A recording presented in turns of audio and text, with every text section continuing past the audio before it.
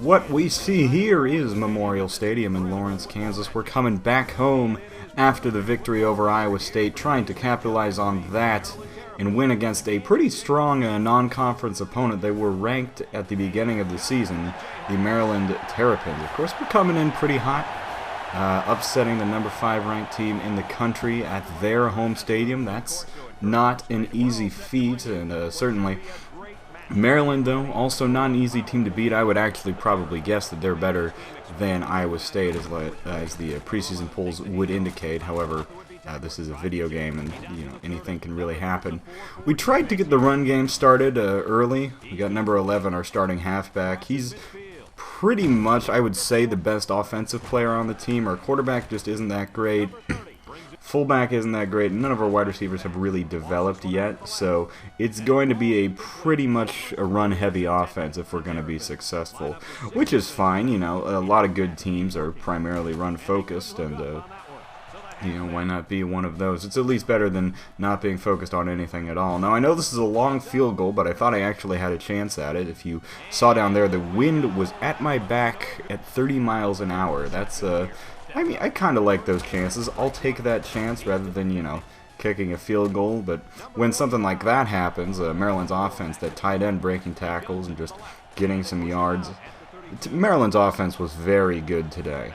Their pass game was pretty much not flawless, but they had a number of just excellent just great passing yardage. And on the run game, they weren't as successful, but they were still fairly successful. Their offense was, in a word, dominant. This was a tough day for the Jayhawk defense. I'll preface it like that. Now, I haven't really talked about any of the goals for this season. The first game was actually, so I don't know if I'd say enthralling, but it was kind of a big deal. We stop them on 4th down there, by the way, and we get the ball back. Still trying to make the running game work. But the first game was so, I guess you could say enthralling, that I did want to have a running commentary over the whole thing, because it was exciting. This game is, I'll spoil it for you, not really that way. This is an interesting play, though. This is a punt here. They don't call for the fair catch because the wind brings them back, but then a huge hit by the cornerback. And I'm just going to show you that hit several times over and over again, because it is pretty impressive. Just boom, boom. Knocks him right to the ground.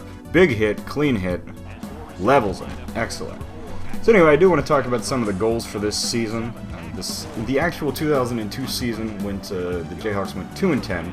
First year under Mark Mangino. We had the first quarter 0-0. First year after Terry Allen, who had kind of not left the program in pieces like a certain other coach recently has. But it definitely was in need of a rebuild. And so 2002 was not a season of no optimism. We did go 2-10, but they found a quarterback and a freshman running back who would later go on to be fairly successful in the latter years of 2003, 2005. They were probably the two most important players, and Bill Whitmore and Clark Green. Of course, both of those guys are ridiculously underrated in this game, so really no reason to use them. I've got a guy like number 11, who I believe was Reggie Duncan, who I don't think ever really was a big starter. Also, you can see the wind kind of taking effect there as we throw the ball way out of bounds. So I do have a couple of goals for this season.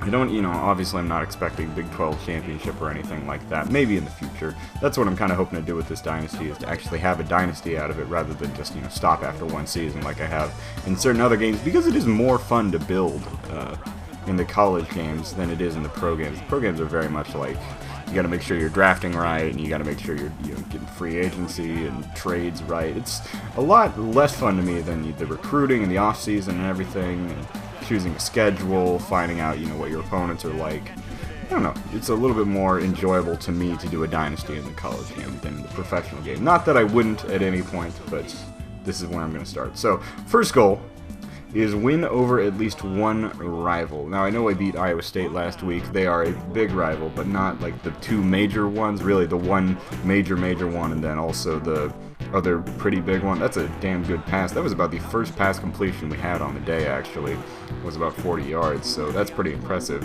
Got us into scoring position, but the win over at least one rival, that's either over Missouri or over Kansas State. I would like to beat. Obviously, Missouri at this point was an easier team to beat.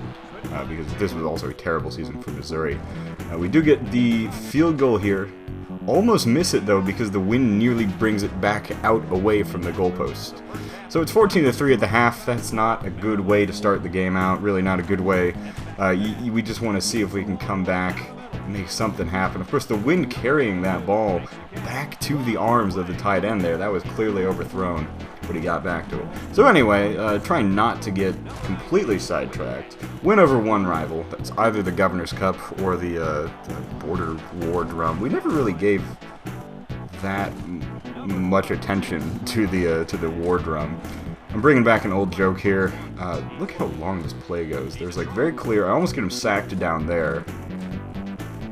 He just waits. Tries to throw a touchdown. It is complete, but I think he gains like a couple of yards. 14.03 seconds on the play. So I would like to beat at least one rival. I don't know which one is more likely. I would say Mizzou is more likely because Mizzou also was not good in 2002. But, you know, a win over a good K-State team would also be great, too. Secondly, I would like to beat somebody from the Big 12 South. The three South teams they played in 2002 were Oklahoma State, Texas A&M, or Baylor. I think Baylor was a game that we almost won in 2002, but it snapped a, like, 4-year losing streak in conference or something like that for the Bears. Wow, that was a wide open pass play there. It was a mistake from somebody.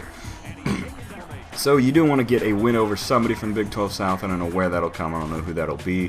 Hopefully it's somebody. That will be an away game at Baylor, so that might be a little bit more difficult. 21-3 at the end of the third quarter. Not a great game for the Hawks. And basically this fourth quarter, they're just going to run the clock out. I'm basically just doing offensive highlights of what did go right in the fourth quarter. Reggie Duncan was making some plays there, number 11. That is his actual name, as I previously stated. Goal number 3, go at least 500 in the non-conference. And I've already kind of put myself at 0-1, so I'm in a little bit of a hole. We go to Idaho and then to Tulane. And the only similarity there is that I don't think I've ever played like a game in this whole series where I've played in a dome, so I'm doing that now, baby. So we're going to Idaho, to the Kibbie Dome, to Tulane. I tried to get Syracuse on the schedule, I honestly did, but I didn't really have the ability to. Goal number 4, win at least 6 games. You want to make a bowl game. That might be the most daunting task because this just isn't a good team. They put in number 4, that was Bill Whitmore, who was, I think, a JUCO transfer or somewhere like that. He was really good, and he ended up leading the 2003 team to a bowl game. And so I do want to win at least 6 games. That's the end of the game. Kind of a blowout, unfortunately. But you know, you get back up and you'll be there next week. Well, actually 2 weeks. There's a bye week in between. Maryland will be there in Moscow, I don't know how they pronounce it up there, in Idaho. And of course the final one is we want to get at least 1,000 yards rushing from halfback number 11. And I think we are on track to do that. Hopefully a couple of better games will come soon and he can do that. So next game is in Idaho, at the Dome, which kind of just looks like an aircraft, like a hangar in Idaho. Well, we'll see you then. Thank you for watching. Good night.